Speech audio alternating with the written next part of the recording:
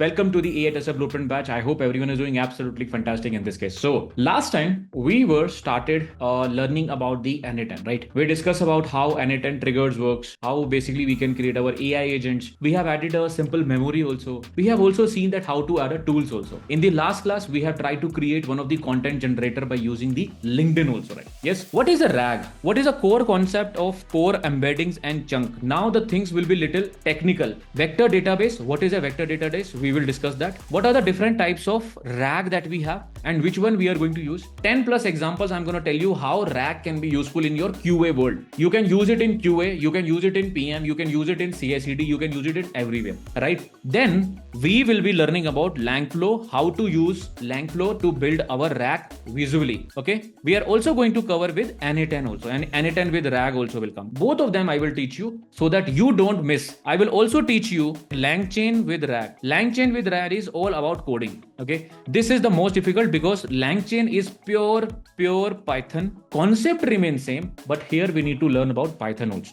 But anyways, you will understand the concept here also, and here I will be teaching you. You have to just do practice and try to do your own problem statement also. These are the core concept for next 3 or 2 classes that we are going to. After this, we are going to learn about MCP, how to do MCP and how to do Lang, something called as evaluation of LLM. From here, the things will go little high.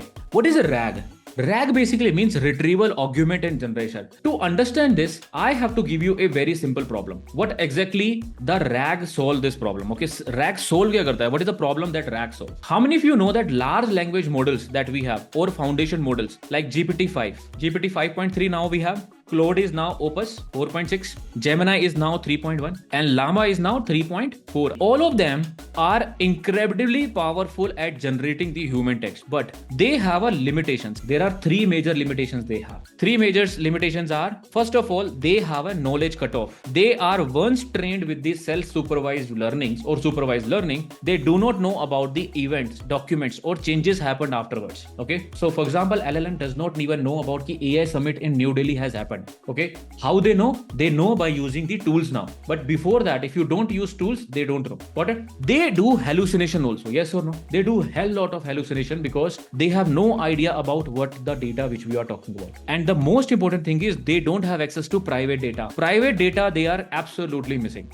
So, if we talk about the real analogy is very simple. Think of LLM as a brilliant consultant who graduated 2 years after. They know a lot of things. They haven't read about your company one. For example, recently, whenever you join in new as a junior architect, suppose I'm a senior person, I joined your company, but I have no idea about your private company. So like 1 month or 2 months, I will gather the context. Then they introduce something called as RAG. This is how the RAG will look like. Thanks to the daily dose, they have created this diagram. I have not created this diagram, everyone. Daily dose guys has created this diagram. You can find this on internet also. Okay. This diagram talks about RAG very well. What is this RAG in this case? Okay. Let me tell you what exactly it is. Okay. So first of all, they don't think about this diagram. Think about the 3 core components. RAG has a 3 major component: retrieval, augmentation, and generation. I think I have given you this example multiple times. How many of you remember my librarian example?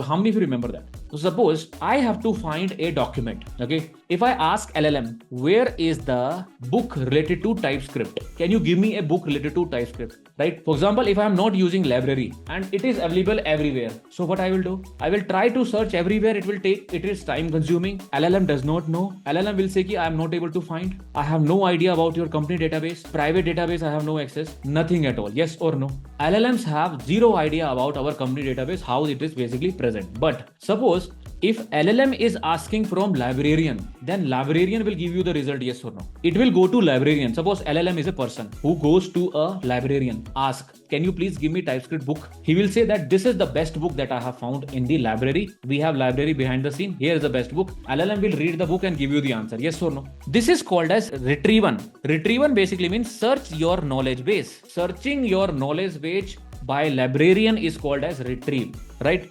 Augmentation basically means injecting into the LLM, which means when librarian has given this book to LLM, this is called as augmentation. Augmentation by Yele. Here is your augmentation. Here is your documents which are relevant, which you want to ask, which user is asking. And generation basically means now LLM will also use his brain, yes or no? LLM will say, okay, this is the TypeScript book. Let me create a best notes and give it to you. This is called as generation. In a one-liner, give LLM a cheat sheet before the exam. That is exactly, it is called as RAG. How simple it is, everyone. It is not a rocket science. Koi rocket science nahi, it's not a rocket science. It is just a cheat sheet or a notes given to a LLM before the exam, which basically has fact. It will now give you answer based on fact. It will not guess in this case. Sir, can we say attaching PRD is a RAG? Nahi. It is not a RAG actually. So what do you think, guys? Is it a RAG if I basically do this? Let's suppose we attach our product requirement document, our 99 rupees course. What do you think this is a RAG? This is called as naive. What do you mean by naive RAG? Naive basically means what? This is called as rookie RAG. By using the rookie RAG, you can definitely get an answer. But can you upload 500 GB of data here? Tell me. Can you upload 500 GB of data of Techion, of VW.com? We have 500 GB of PDF documents, videos, images, lot of markups, requirements, MD files, JSON files, lot of files. Do you think we can give it here? In this case, you need RAG. Does it make sense? In this you means RAG in this case. Ab chahiye RAG in this case. Sir, without the cheat sheet, it will not work, right? It will work, but it will hallucinate. Yes or no? It will definitely work. Don't you think LLM always give you answer? Yes or no? RAG also increase your context. Yes or no, Ram? RAG is also increasing your context. That's it. Now, there is a very good difference between this. Everyone now please pay attention, because this is something that every QA should know. Every QA should know the difference between prompt engineering, RAG and fine tuning. How many of you are with me? These are 3 ways to get the best result from large language model. We have used the prompt engineering. In the prompt engineering, we optimize the query. We craft a better prompts to guide the LLM. We trained with limited trained data. Limited trained data basically means we upload some documents and everything, which is called as stupid RAG or innocent RAG or rookie RAG. This is free of cost and very low. Here complexity is also low. Hallucination will still present. Yes or no? Hallucination will be still present in the prompts. Best for simple task and formatting. QA use cases if you want to generate test case for specific test case. That's it. Okay. Now this is the specific spec if you know. What is a RAG? RAG basically means retrieving from a external data item. Yes or no? We have considered like this, ki, sir, we have a separate library. From the library, I will fetch your documents related to company. Does it make sense? Yes or no? Suppose your company has a library. From your company library, I will fetch the document. This is called as RAG. It will always give you current and live data. Architecture cost is medium. Significantly reduce the hallucination. Knowledge is heavy. Documents are here. Answering the question from the test report is like a RAG. Okay. We can say the RAG. Now, sir, what the hell is fine tuning? Fine tuning kya cheez hai? What the hell is fine tuning? Fine tuning basically means what? Fine tuning basically means retrain the model with the custom data. For example, if I continuously ask the same question from the Mistral, it get fine tuned. Fine tune basically means if I ask him, if I give him a task, if this is a Selenium script, this is a Playwright script, you have to convert them by using these 100 rules. So first time it has converted. Second time we have to give data also. So if I give him my 500 test case, everyone please understand the real scenario I'm telling about. This one we have implemented. Everyone with me? We have fine-tuned with 500 test cases. I have told him, okay, bhai, this is a Selenium test case and this is a Playwright test case. 500 matching. Now next 11,500 it has automatically done because it has learned it. This is called as fine-tuning. Does it make sense? Very simple in a such a way. If we will give him limited example, we will train him properly LLM. After next result, he will do it automatically. Yes or no? Does it make sense? This is called as fine tuning. I hope this is the clear difference that all of you know. So here you train the model with the custom data. It will become stale after the training data. It requires higher GPUs. Complexity is also very high. Reduced but not eliminated. It is domain specific because when you fine tune a large language model, it basically do that task very well. and rest to the task very bad. I am trying to say, if we take a Mistral model, if I teach him only one task, is Selenium to playwright converter, Selenium to playwright converter, Selenium to playwright converter, Selenium to playwright converter, it will become very good with the Selenium with playwright converter. But when you ask him how to basically do optimization in some other code or something, he will be not able to answer properly. They are large language model only. Fine-tuned models are mostly covered by you. I'll tell you why. Code Llama is the fine level. Code Llama. For example, Quencoder that you see. This is the Quencoder. If you see Quencoder, Quencoder here. These are two models which you will see. These are open source model, fine-tuned only for code. Does it make sense? They are fine-tuned only for code. This is a Llama which is fine-tuned for coding only. Sirf coding ke liye hai. Similarly, we have something called as Quencoder. This is also a 480 billion parameter. This is only available or also available only for doing the coding, nothing else. And let me tell you very different, guys. You will not able to figure it out the difference between Opus and Quencoder. Okay, but when you have a huge repository, and if you have trained well the Quencoder, if you created your own fine-tuned version, it will perform much better than Opus 4.6. Does it make sense? We have a VOC playwright fine-tuned model, which is much better than as compared to other models. Does it make sense? So you can also do fine-tuning of the model also in future. I will show you how to do it, but it is very intensive, very heavy, and not all of you can do it.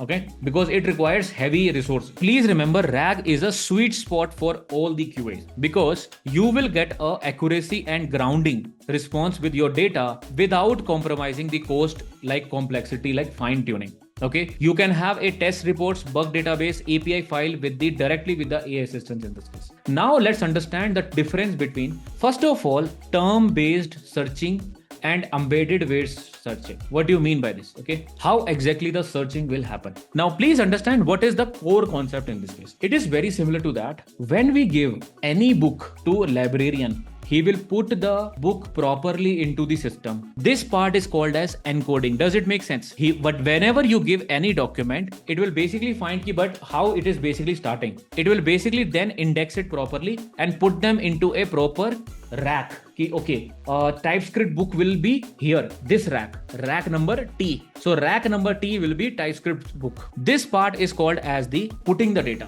Okay, when LLM ask, it will retrieve automatically. So you will be doing query. So query basically means here you will get the best results. These are also called as top K result. What is this called as? Top K basically means if I ask the librarian, if I give me the best TypeScript book, he will say that I have 3 books. Which one you want? Here is a 3 book, take it. Rather than giving 100 books, he will give you 2 books or 3 books. Now 3 books LLM can read, yes or no? 3 to pad lega ye bechara, right? 3 books he can read and give you the response. This part is called as the generation. This part is called as the augmentation, and this part is called as retrieval. Does it make sense? Now I hope this makes sense. Retrieval, augmentation, and generation. There are 2 ways how RAG basically works. First one is called as the term-based. Term-based basically means, first of all, they introduce something called as term-based. Now, the first algorithm is sir, how exactly we can create a RAG. The first one which was introduced was called as the term-based search. Term-based search is very simple, everyone. Term-based search is like if it will count how many times a word will appear in a document,